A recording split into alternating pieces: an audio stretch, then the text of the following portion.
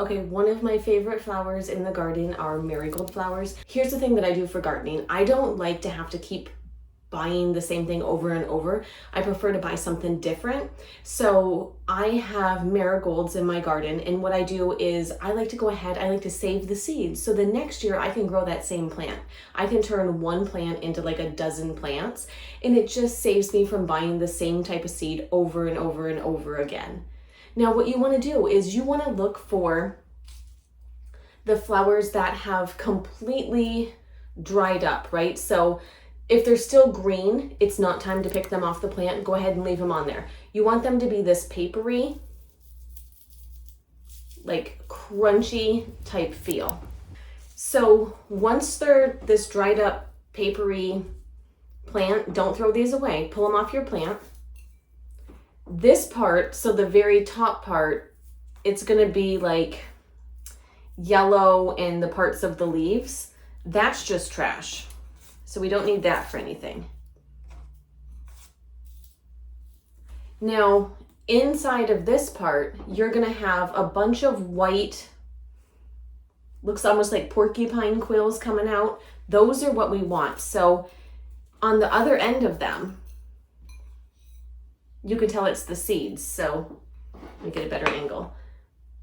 So on one end, they're the white, and on the other end, they're the black. That's exactly what the marigold seeds are. And they're so easy to do. You literally dump them out, and then that's how you get marigold seeds. Now I'll continue this with all of the plants. So again, sometimes that'll happen. When I went to pull this part off, I pulled out all the seeds. So we just separate it out. Why I go for every single seed when I have like thousands is beyond me, but I do. I like to save just as many as I can. Okay, and I don't know how to word this, but not all seeds are true to the mother plant. I'm gonna call it the mother plant. So for example, these marigold seeds came from a Harlequin marigold.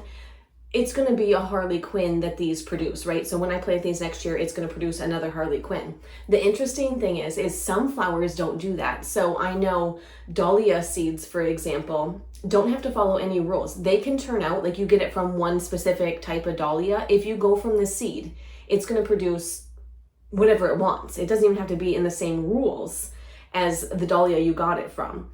Whereas the only way to get the exact same dahlia plant is to dig up a tuber and replant that. So each flower is going to have its own set of rules. So the cool thing about marigolds is whatever plant you get the seed from is the plant that it'll grow again. Now, if there's any other seeds that you want me to collect and show you how to harvest, I can show you. Some things are going to be done through tubers, some are going to be done through seeds, some are going to be done through propagation, some will be done through separation. Just let me know. If it's a plant that I have, I'll do my best to make you a video, okay? And this is just something that you kind of learn as you go. So not my first year gardening. I like to start harvesting my seeds that I can early. So at the beginning of a season, everything's crazy. At the end of the season, everything's crazy. So right now, there's not a whole lot of seeds that you can harvest. You're not digging up tubers, anything like that. Even my tomatoes yet aren't ready to harvest. So it's kind of like the beginning stage of the garden. So I love that I'm able just to get my marigold seeds done. So when I get to a crazier part of summer, marigolds are done. I don't have to worry about collecting any of the seeds. I don't have to worry about saving space, drying them, anything like that. It's just check, check, check off my list. What I'm gonna do is once I get these ones finished, I'm not gonna seal this up right away, right? Because there still might be a bit of moisture in there. I'm gonna leave this container open, let these dry out probably 2 weeks, give them some air, let them dry out, and then I'll move them either to a paper bag or I'll put the lid onto this. Now, I never allow my seeds to see the sunlight. So they're never stored out like on a counter like this in a clear container. That's asking for trouble.